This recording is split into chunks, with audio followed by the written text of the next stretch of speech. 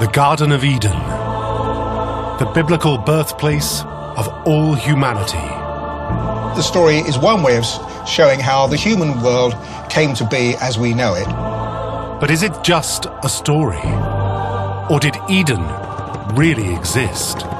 Every culture has a story that says this is how we came to be, this is what happened. One maverick scientist was desperate to know the truth. Why did they tell that story? Where did it come from? And what's behind it? He risked everything to find the answer. I would have expected backlash. There are people who don't believe it now. This is the story of one man's quest for the Garden of Eden. My rule is, if people think it's crazy, it's probably right.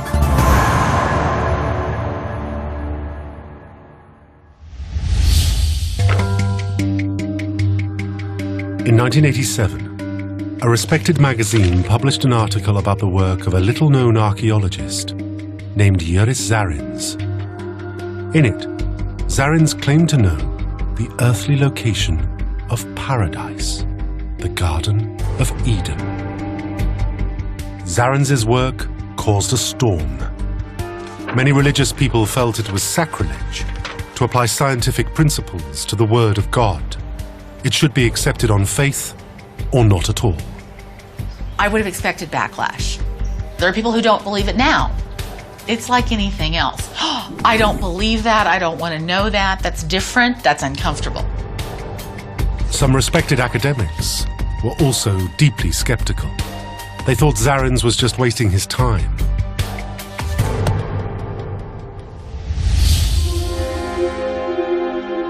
Many biblical scholars thought the story was just an allegory, with no basis in fact.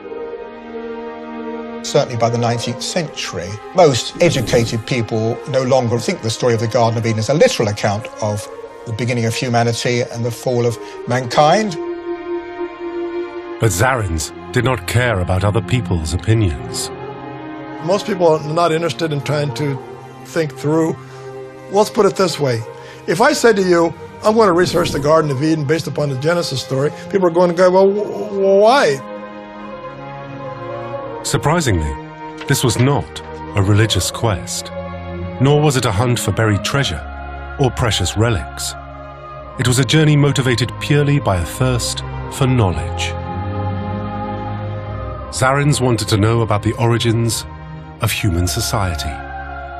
And despite the fact he is a committed atheist, he thought that the answers lay in, of all places, a biblical legend. A faith person will say, yeah, that happened, and I believe it, that's the end of it, okay? But a scientific person says, well, why did they tell that story? Where did it come from, and what's behind it? And then you start, like a detective, you start looking at it. Zarins' archaeological career had a promising start. But despite his keen intellect, many people found working with him a challenge. He's nuts. If someone has spoken with Yuri, they understand. He's brilliant. The man is brilliant beyond words. But he is a little bit hard to follow. Intellectually, yes, he is truly one of the most intelligent human beings I've ever met. Socially, he's 5. But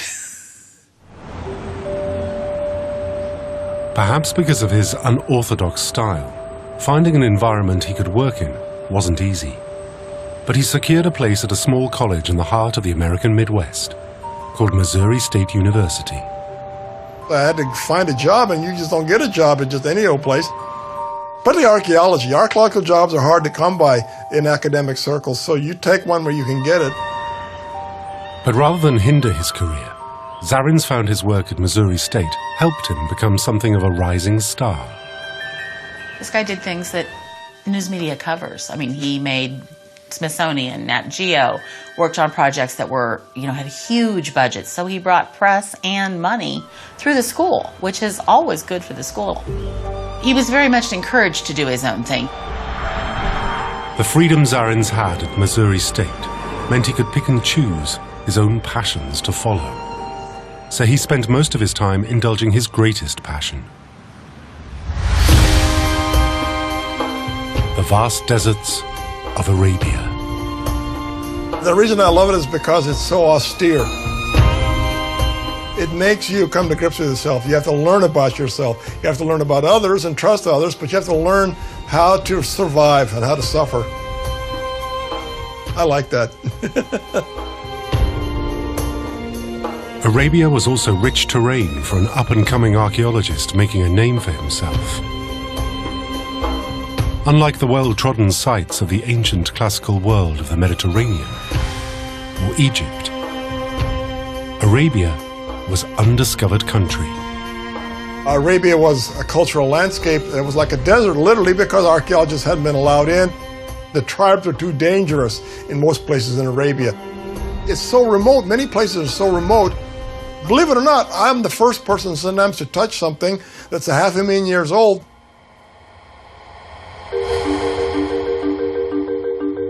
Zarins also developed a reputation as something of a maverick. He refused to follow the traditional academic career path and started taking, in effect, freelance commissions. He would work with pretty much anyone who had an idea he liked the sound of. Works the same no matter who's paying for it, isn't it? Who cares? These nonconformist methods led him to a project in Amman related to, of all things, a Bible story. The legend of the 3 kings bearing gifts of gold, frankincense, and myrrh. Our real project was to find out and figure out the frankincense trade. Zarins and his team set off into the vast Arabian desert. They wanted to know how long people had been trading frankincense and how it came to be such a valuable commodity across the ancient world. Frankincense only grows a couple places in the world, and it originates in that Oman, Yemen region. We went on to study basically the trade routes, where it would have come from, how they would have transported it, what they were doing with it. Zarins, Owen, and their colleagues worked in Amman's so-called empty quarter for more than 4 years, looking for evidence of trade routes stretching as far as India, Egypt, and Rome. And after an extensive search, they made an extraordinary discovery: a lost city called Ubar. Legends of Ubar can be found in the book of 1001 Arabian Nights, where it is described as a place of fantastic wealth and lush greenery in the desert. According to the Quran, it was supposedly destroyed by God as a punishment for its misbehaving king. Indeed, until Zarins found it, no one was even sure if Ubar really existed. So we found this location, this oasis in the center of southern Oman, and we found out that this was the jumping off place where they were congregating and sending caravans. Hundreds of animals were being transported in this direction, and they were using frankincense, among other things, to trade. And those trade caravans we know moved for centuries. Zarins discovered that frankincense had been traded across the region for at least 8,000 years. From Ubar, frankincense caravans would have set off in all directions, including, of course, to the Holy Land. Along with goods to sell, these caravans would have carried something else: stories, including many that eventually found their way into the Bible. Zarins realized its authors borrowed some of their material from other cultures. It's called plagiarism. They plagiarized it, stole it, and repackaged it. The Hebrew Bible repackaged a story that's much older and came from its proper location where people lived and experienced it. Zarins began to wonder about the origins of one story in particular: the tale of Adam and Eve in the Garden of Eden. He wondered whether it was one of the stories that had been borrowed from another culture. Of all the many fables in the Bible, this one seemed to be based on real events. When people wrote something down, they're not lying to you. It's not baloney. It's just that they don't think you need scientific evidence. Zarins was convinced that the ancient Hebrew people who wrote the Bible could not have possibly created this legend on their own. So where did it come from originally? Zarins decided to find out. His quest for the Garden of Eden had begun. His first clue came from the very word, Eden. How this word came to be in the Bible has always been something of a mystery, because it is not native to Hebrew, the original language of the Old Testament. Eden doesn't translate literally with a Hebrew translation or any kind of Semitic translation. It's not a word that's particular to the language of the story that we're familiar with. They knew the story from somewhere else because they incorporated some of that language. Where did the ancient Hebrews first hear this word? Zarins knew it came from an area about 800 miles to the east of the Holy Land, Mesopotamia, the land between the rivers Tigris and Euphrates. He also knew it dated back to the world's oldest known civilization, the first people to create an organized urban society, the Sumerians. The Sumerians would be the earliest groups of people who settled and began to cultivate the land in the area of the Tigris-Euphrates.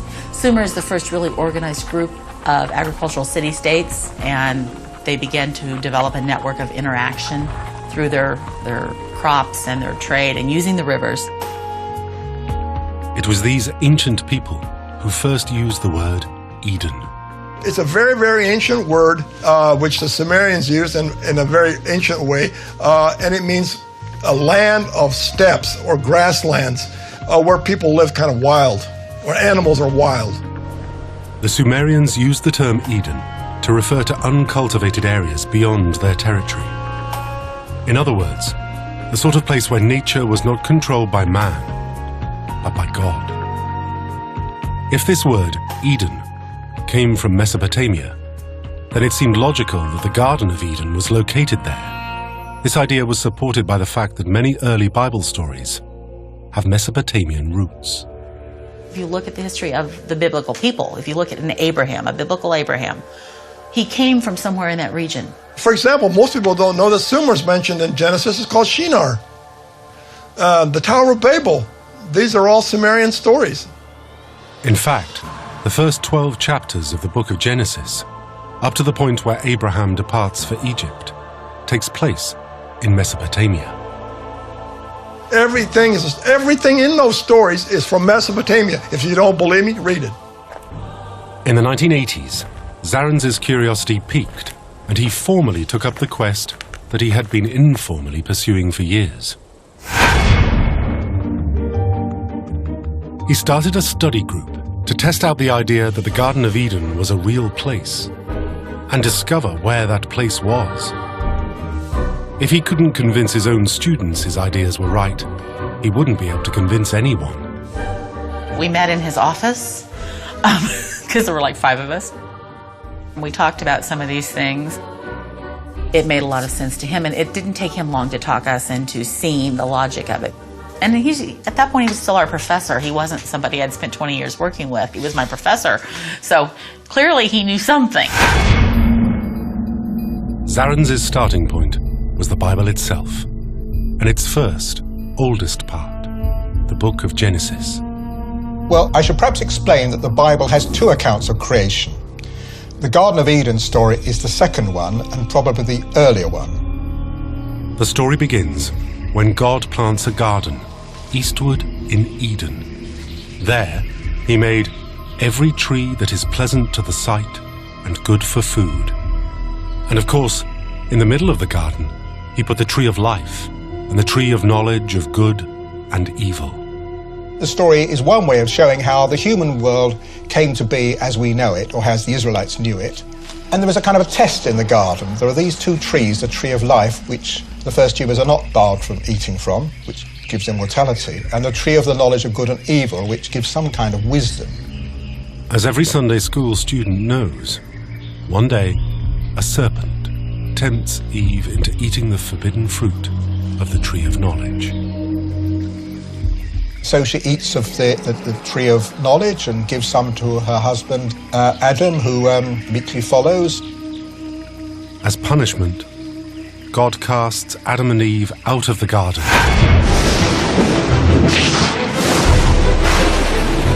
And later destroyed Eden along with the rest of the earth in the great biblical flood.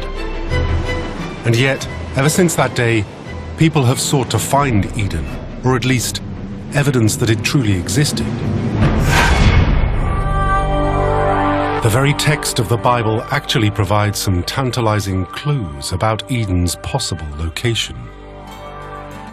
Genesis 2-3, the famous story, has some verses in verses 10 to 14 where a river is said to come out of the Garden of Eden, and it becomes 4 headwaters. And the rivers in question are Tigris and Euphrates, and we all know where they are. They're the major rivers of Mesopotamia, the modern Iraq. The other 2 rivers are called the Pishon and the Gihon. Unlike the Tigris and the Euphrates, which still flow today, no one knew where these other 2 rivers once ran, or if they ever really existed. It appears these 2 rivers have always been quite obscure, even in biblical times. In fact, the first known mention of them is the Bible itself.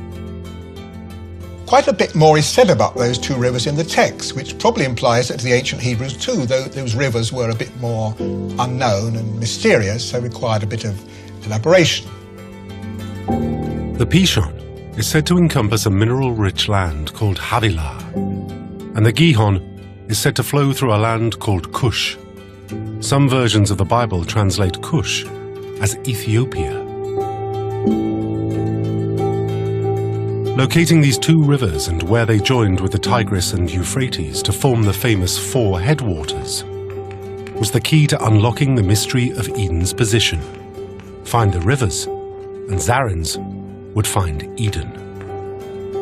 What happens is it just says there were 4 rivers, and they made 1 river, and that's where the garden is. I mean, if everybody knew where the 4 rivers was, the biblical scholars would have solved this question years ago.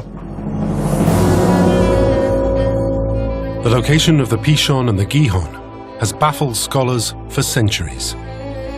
Many medieval thinkers thought the Pishon might be the river Ganges, India's holiest river. As for the Gihon, even today, most biblical scholars believe that it refers to the River Nile. Now, the text says, the river Gihon flows around the whole land of Cush. And Cush, everywhere else in the Old Testament, means Nubia or the Sudan. And Jewish tradition was very strongly convinced of that over many centuries. It didn't deviate. And the fact that it goes all the way around the land of Cush, which is the name for Sudan, south of Egypt, the Nile is the only important river there. But that interpretation presented a serious problem. The Nile isn't anywhere near the Tigris or the Euphrates. So there is no place on earth where it could join with them and the Pishon to form the all-important 4 headwaters, the location of the Garden of Eden. The ancient Israelites' knowledge of distant geography wasn't perfect. Their geography is a bit confused because we know the Nile doesn't really join up anywhere near the Tigris-Euphrates. If the authors of the Bible made such fundamental errors like connecting the Nile to the Euphrates, how could they be trusted about anything else? The Garden of Eden could be literally anywhere. For hundreds of years, scholars have faced this exact problem, and some of them found a very inventive solution. They put the Garden of Eden wherever they wanted. Well, a president of Boston University, no less, in the 19th century called William Warren, who located the Garden of Eden at the North Pole. Mormons locate the Garden of Eden in Jackson County, Missouri, in the United States. Columbus thought he'd found it by the Orinoco River in Venezuela. There were some who wanted to locate it in China. Well, if you think the Garden was in the East, well, put it in the Far East. But for Zarins, the Bible's incoherent geography left him at a dead end. If he tried to follow its directions to Eden, he would be lost wandering in the wilderness forever. It was the same fate that had befallen every Eden seeker of the past. But Zarins found a way around the impasse. His solution was to abandon his Bible studies and turn instead to a more traditional academic discipline: history. Zarins knew that the word Eden had come from the world's first civilization, the Sumerians. Sumer also happens to be the one place where two of the four biblical rivers, the Tigris and the Euphrates, touch. This offered Zarins and his group another avenue to explore. The Sumerians were the world's first people to use writing, and by recording their thoughts for posterity, they quite literally invented history. They created writing in order to make sure who got what came from who did it, who paid taxes and who didn't. So somebody didn't say, I paid, I didn't pay, oh, I can't remember, did I pay, did I not pay? Now they're writing it down and go, no, it says here you didn't, right? Although writing was invented as a means of bookkeeping, the Sumerians quickly found it was a useful tool for recording other ideas. Later on, they got around to writing down things like people were sitting around thinking great thoughts and wrote down their stories. Yeah. One of those stories was of particular importance to the Eden Project, a tale that quite possibly is the world's oldest written story. Every culture, be it a literate culture or a non-literate culture, has a creation story, has a story that says this is how we came to be, this is what happened. And if you look at that root story, the oldest written version of a creation story comes to us from the Sumerians.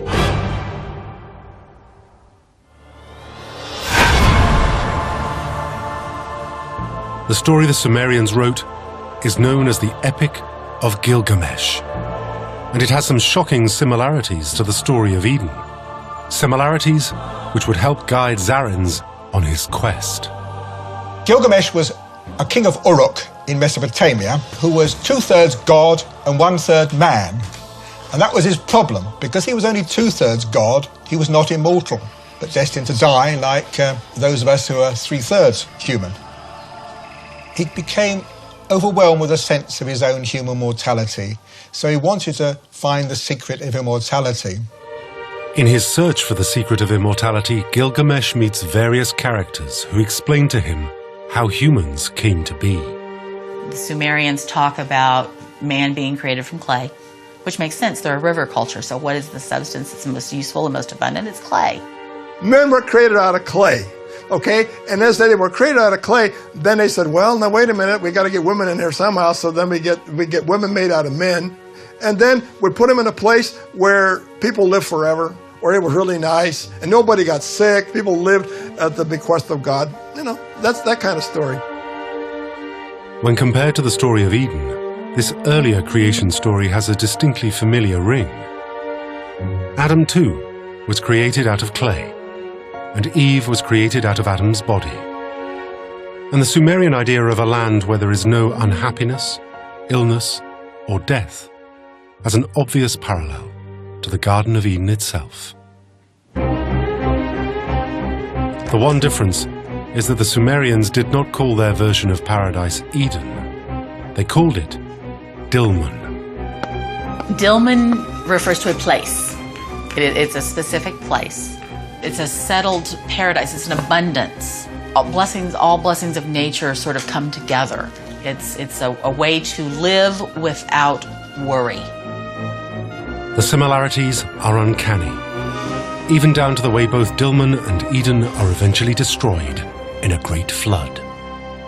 So man is created from clay to serve the gods. In serving the gods, man becomes annoying to the gods. And the gods say, oh, we need to make this go away. And they make it rain. So there's a flood story. Someone is saved, and they go on to then repopulate the earth.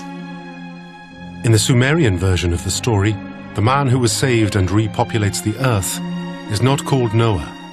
His name is Utnapishtim. And in return for saving humanity, one remorseful god grants him the gift of eternal life. Gilgamesh is looking at this and saying, well, how do I get eternal life? So he's going to go searching for it. Gilgamesh, the Sumerian god-king, seeks out Utnapishtim, hoping the old man will reveal the secret of living forever. When they meet, Utnapishtim realizes that Gilgamesh is a hero, worthy of immortality, and tells him how to achieve it. Utnapishtim tells Gilgamesh that the secret of immortality is for him to find the plant of life and to eat from this. He also tells Gilgamesh that the plant will be underwater, in the place where paradise once stood, the land of Dilmun. It is a clue to scholars to say, well, where is he searching for this? And the answer is the land of Dilmun, which is the land of paradise. After an epic journey, Gilgamesh reaches Dilmun. But just when he has immortality within his grasp, disaster strikes.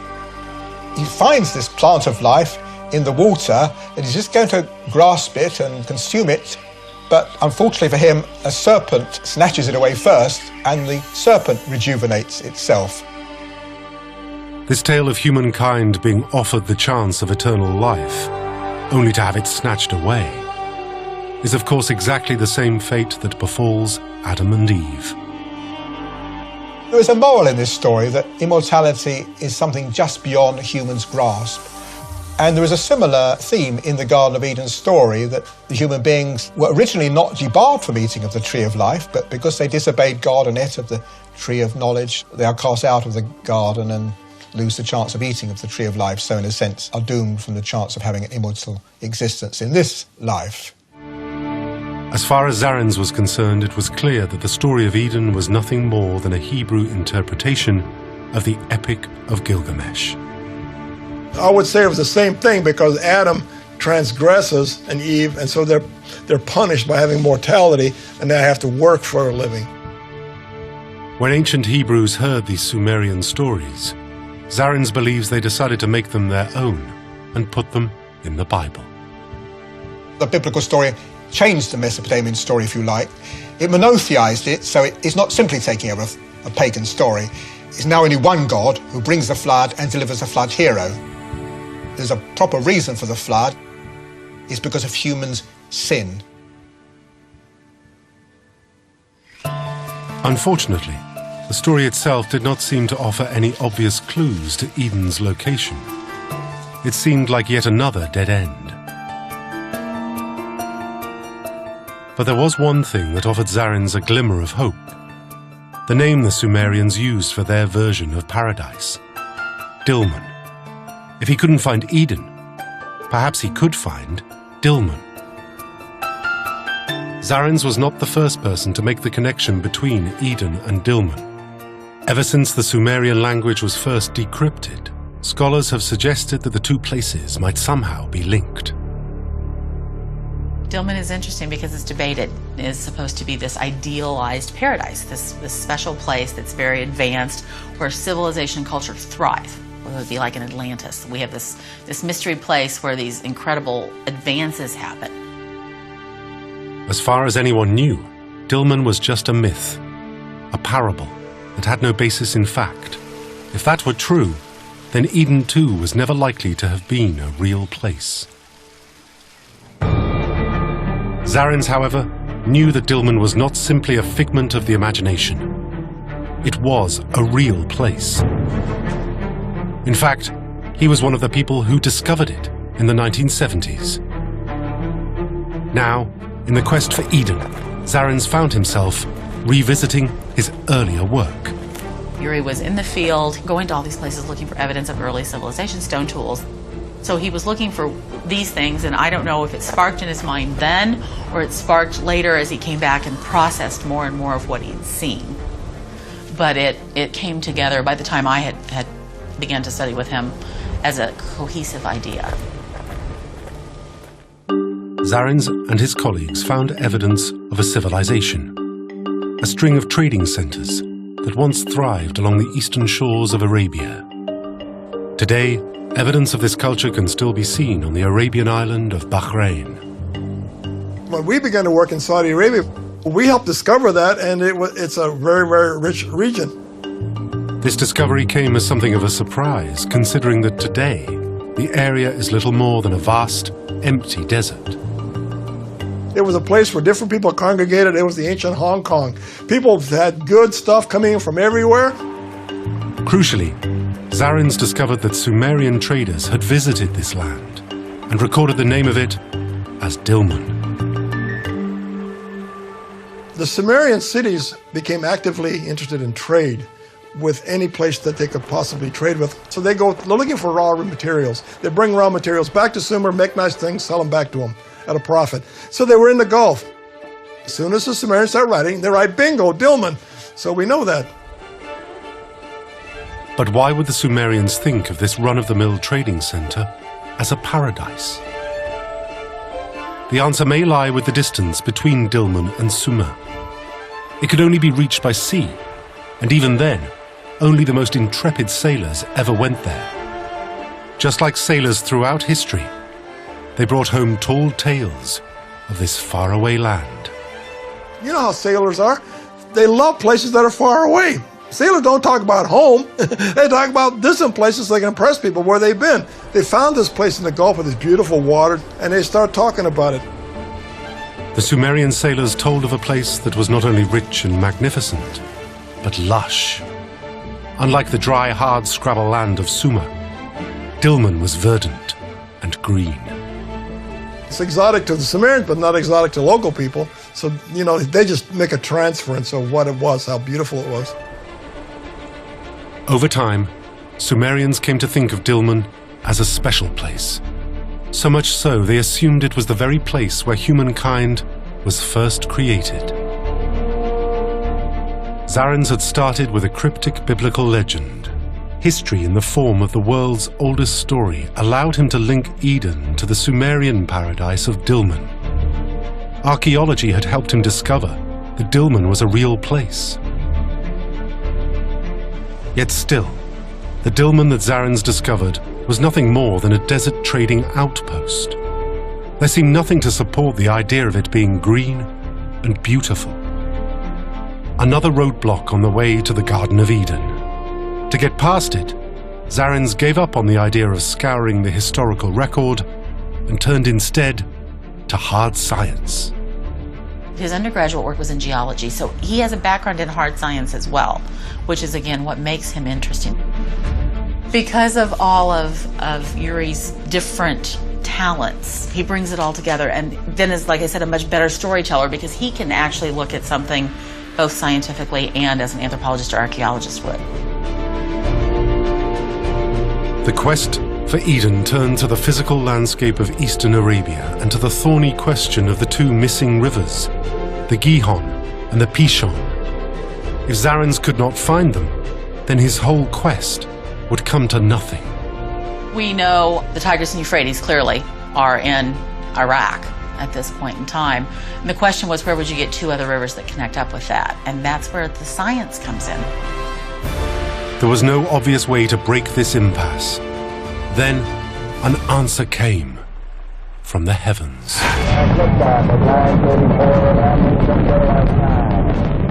About the time that Zarins was in the thick of his quest, a revolutionary new technology came online. Satellite imagery. NASA had recently launched Landsat, a satellite designed to photograph the planet in its entirety for the first time. Today, this kind of imagery is commonplace, but in the 1980s, it was revolutionary. You have to remember that in the late 80s, remote sensing was just beginning, and as a result of that, we're getting our first pictures, our first Landsat images were just beginning to pop up. But simply getting hold of these images would be a challenging quest in itself. This was cutting-edge technology. A professor at an obscure Midwestern college chasing a legend was very much at the back of the queue. Satellite images are really difficult to get a hold of because first they weren't that readily available. You have to beg people to produce this map for me. Luckily, Zarins had a friend at NASA who snuck him some early low-resolution pictures. At last, Zarins was closing in on his goal. For the first time, he and his students could see the land of Dilmun in a way that had literally never been seen before. It certainly changed things. If you're looking at an overview, if you're looking down on something like you would do with a Landsat photo, it's much more clear than if you're standing on the ground. So yes, it made a tremendous difference.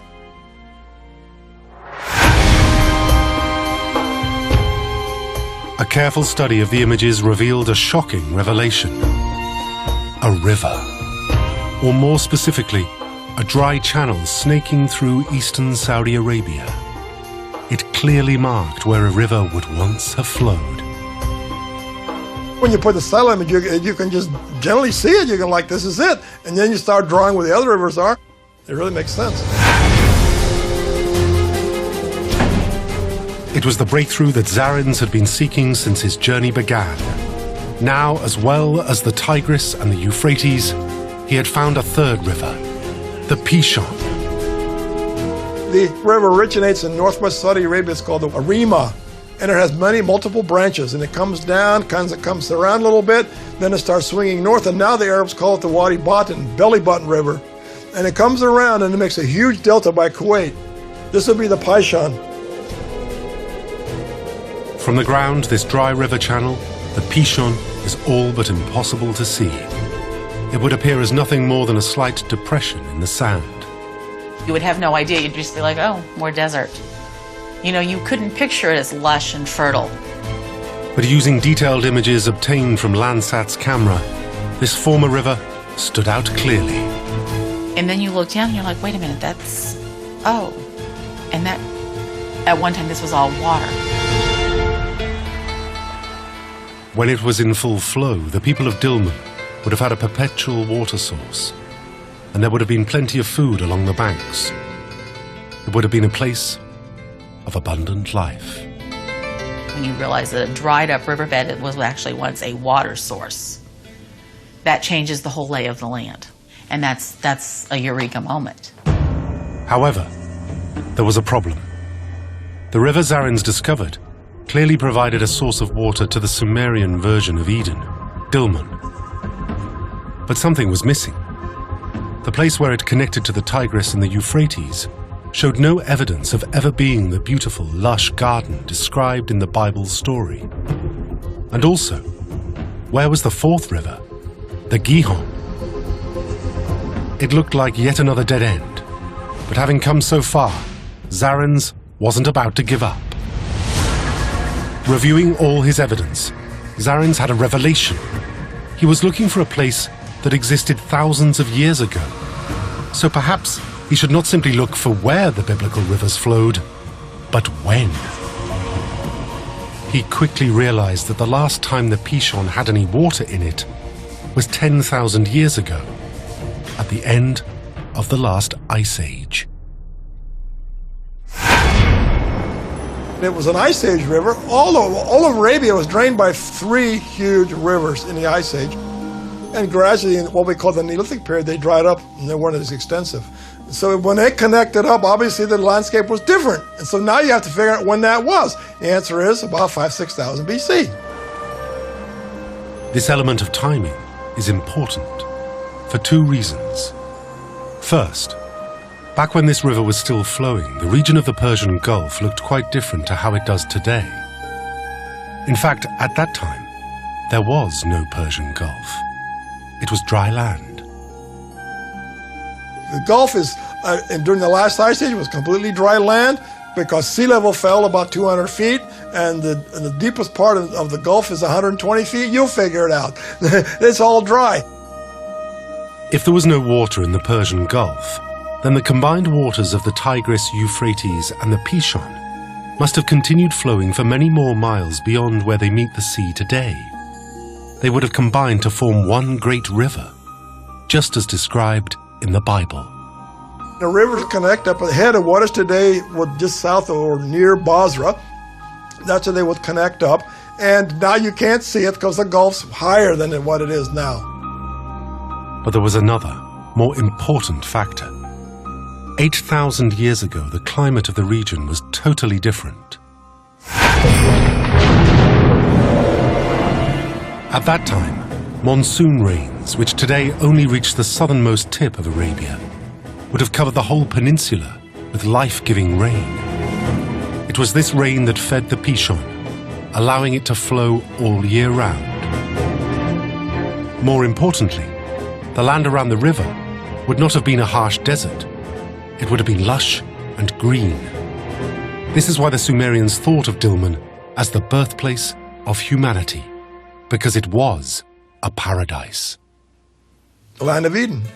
It would have been a steppe land with lots of little oases, marshlands, just like southern Iraq was to many people for a long time after that. It's a beautiful area. You got water, you got resources, you got mud, you can build houses, you got reeds, animals, plants, you got it all.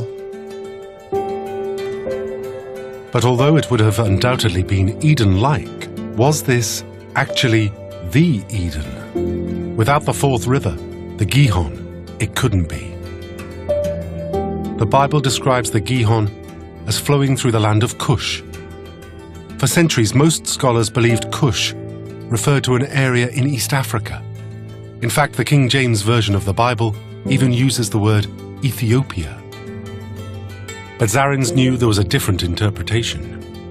Cush could also be a reference to the area around the Zagros Mountains, located in modern-day Iran. Then they said, oh, the Gihon, it comes out of the land of Cush. And they go, well, now, he was explaining to you that Cush is another word for Iran. See? You have to know that. As it happens, there is a major river that still flows out of the Zagros Mountains, the land of Cush. Today, it is called the Karun.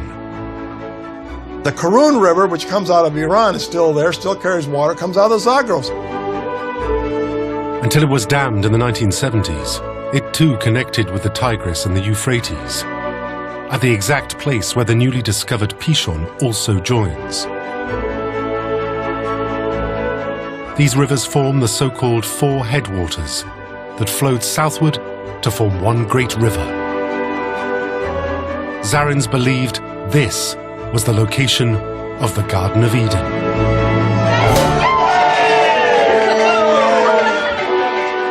This last discovery was the final proof Zarins needed for his theory. Several times he was close to failure. It was only by combining his knowledge across so many disciplines that he was able to finally solve this ancient puzzle. That's something that's a little bit unique to Yuri in that his background is diverse enough that he can put it together in a bigger picture, which is that creative aspect of being multidisciplinary. Because of all of Yuri's different talents, you know, he brings it all together and he's just a much better storyteller. But like the maverick he is, Yuris Zarins refuses to take all the credit. He believes his breakthrough only came thanks to the work of others, across many different disciplines. All he did was put these pieces of the puzzle together. You think that's where it is, and you draw satisfaction from saying that you pushed the ball forward a little bit because you added a lot more data and made people think about it, not just from reading the text. This was not the end of the quest. Zarins refused to rest on his laurels. For him, the location of the garden was not the most important thing. He wanted to know how true the story in the Bible was, and what it really meant. Putting together everything he had learned so far, it occurred to Zarins that the story was not really about how the first human beings were created. Instead, it was about how human society was created. The epoch-defining moment when we humans stopped being hunter-gatherers and started becoming farmers. The Garden of Eden story is an explanation of how farming originated.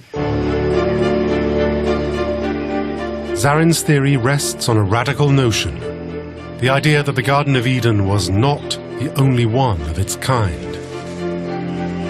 He believes that the whole region, the land known as Dilmun, was filled with Eden-like places.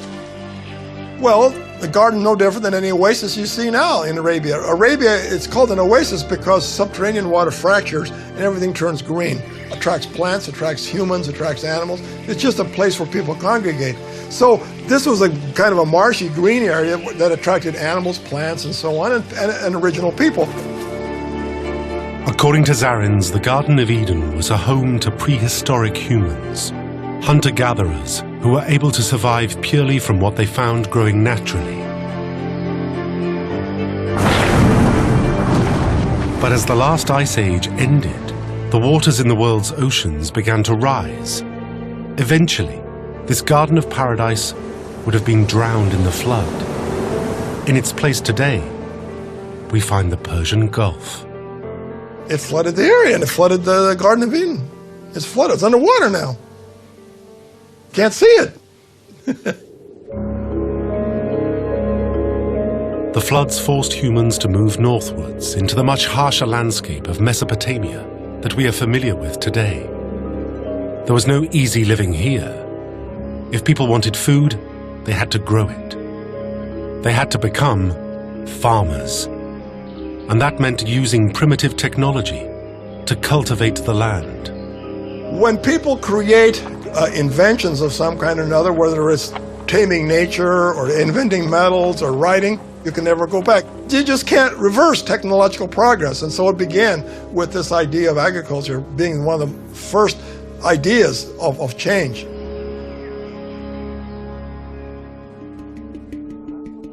Zarins believes that the story of Eden was written as a lament for this extraordinary change and a yearning for the days of a simpler life. The advent of agriculture was not described as a great leap forward, but as a sin. Eve eating from the tree of knowledge.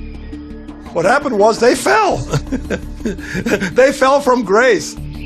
What is that? What does that mean? That means they transgressed against what God had provided. They knew better, and that's what we call the origin of agriculture. You know how to manipulate things now. You know how to make plants grow. You know how to create animals and get natural selection. In 1987, the results of Zarins' work were published in Smithsonian Magazine. Very satisfying to have that feeling that there's an answer, there's an explanation that is based in science as well as literature, that you can put these two things together and tell a story that is very identifiable. Oh, this is not so far off the mark. This works. This makes more sense than just poof, magic. But once he put his ideas in the public sphere, Zarins discovered that many academics gave them short shrift. Yuris Zarins' views, I think, have multiple problems attached to them. The first is that the rivers Tigris and Euphrates flow down from the mountains of Armenia into the Persian Gulf area. Genesis 2 says the rivers flow out of Eden and become 4 headwaters. So that implies they are going from a higher area down to the Persian Gulf area. And so I think he's located the Garden of Eden at the wrong end. Even the ancient Hebrews knew that rivers don't flow upwards. My rule is, if people think it's crazy, it's probably right. You know, academics being what they are, they wish they wrote it. They don't pay any attention to any of that. But perhaps surprisingly, these theories were not so quickly rejected by people with a more religious disposition. In fact, many welcomed his work.